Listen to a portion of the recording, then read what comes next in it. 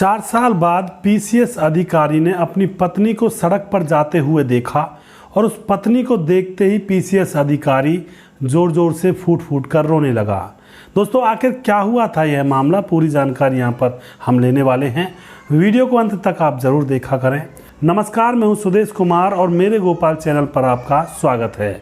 यह घटना उत्तर प्रदेश के सुल्तानपुर की है। दोस्तों, उत्तर प्रदेश के सुल्तानपुर के अंदर एक लड़की जिसका नाम होता है सीमा, जो कि अच्छी खासी पढ़ाई लिखाई कर रही है, पढ़ने में बहुत ज़्यादा होशियार है और वह पढ़ लिख करके कुछ बनना चाहती है।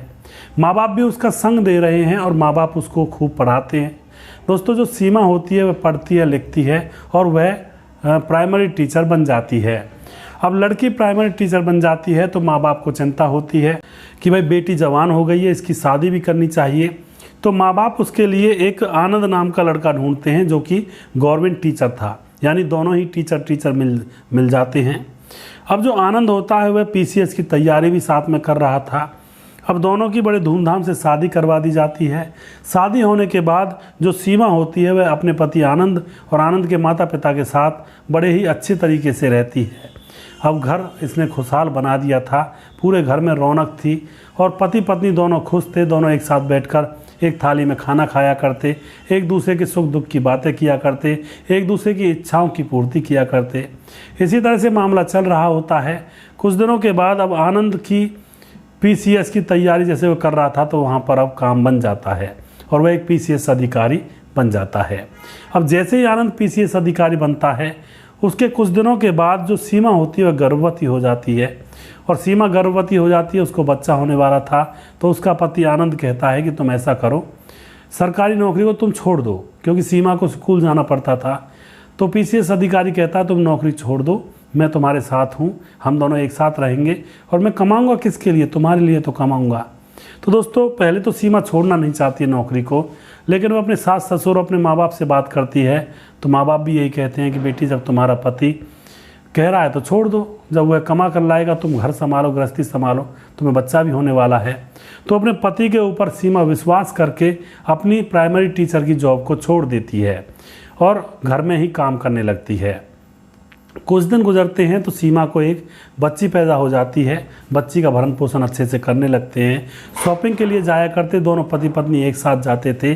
अब एक बार क्या होता है, दोनों पति पत्नी शॉपिंग के लिए एक शॉपिंग मॉल में जाते हैं। उस शॉपिंग मॉल के अंदर एक नई लड़की आई थी जिसका नाम था संजना।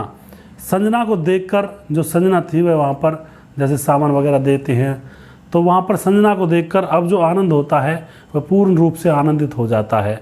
उसका दिल संजना पर आ जाता है क्योंकि देखने में बहुत ज़्यादा सुंदर थी। सुंदर तो खैर सीमा भी थी, लेकिन वो क्या होता है, घर की मुर्गी दाल बराबर बन जाती है जब शादी वगैरह हो जाती है। अब यहाँ पर क्या होता है, आनंद का मन संजना के ऊपर आ जाता है जो शॉपिंग मॉल में लगी हुई थी। अब वह अंजना से मिलने के लिए जाने लगता है, कई बार छुप छुप के मिलता है और जो संजना होती है वह भी उससे प्यार करने लगती है क्योंकि उसको पता था कि यह पीसीएस अधिकारी है। भाई पीसीएस अधिकारी कहाँ मिले किसी को, तो संजना भी उससे खूब प्यार करती है। दोनों छुप छुप के मिलते हैं, संबंध बनने लगते हैं और कहते हैं पाप कभी छुपा नहीं रहता।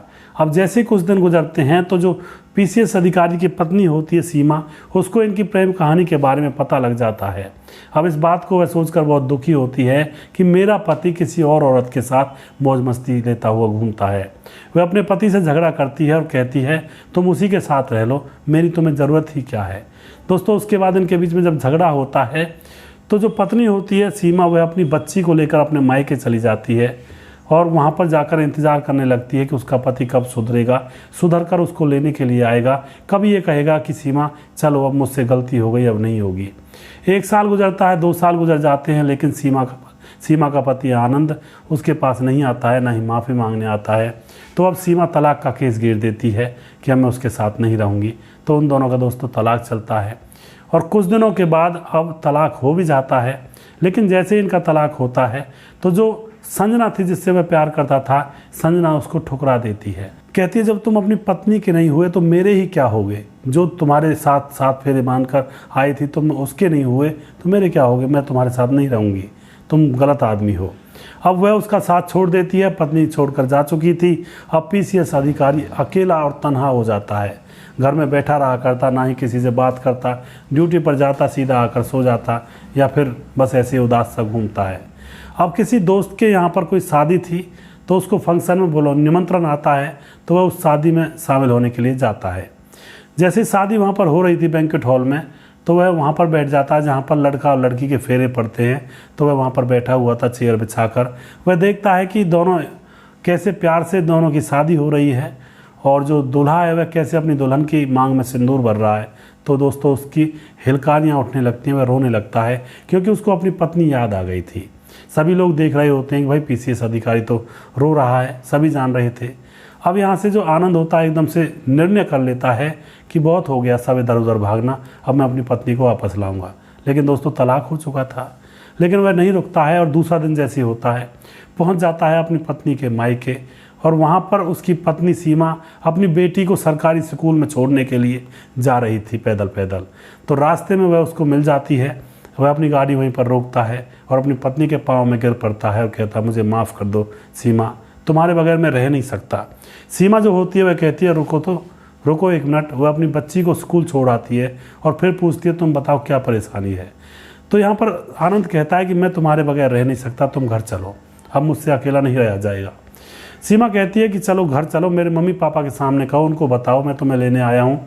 मैं ऐसे कैसे चल सकती हूँ बिना माँ बाप को बताए, क्योंकि बुरे वक्त में उन्होंने ही मुझे सहारा दिया था, तुमने तो मुझे ठुकरा दिया था। अब वह आनंद अपनी पत्नी को गाड़ी में बिठाता है और घर पहुँचता है और अपने सास ससुर के पाँव में गिर जाता है और कहता है माँ बाबूजी मुझे माफ़ कर दो, मुझसे बहुत बड़ी गलती हो गई। जो सीमा होती है वह कहती है अपने माँ बाबू से कि बाबूजी ये साथ चलने के लिए कह रहा है। तो माँ बाप भी सहारा देते हैं, कहते हैं बेटी ये तुम्हारा पति है, तलाक भले ही हो गया लेकिन है तो पति, तुम इसके साथ जाओ और अपना घर बसाओ। यह कहते हैं कि सुबह का भूला शाम को घर आ जाए तो वो भूला नहीं रहता। अब दोस्तों ये दोनों ही दोबारा से मंदिर में इनकी शादी कराई जाती है बड़े धूमधाम से और दोनों अपने घर पर अब प्यार से रह रहे होते हैं।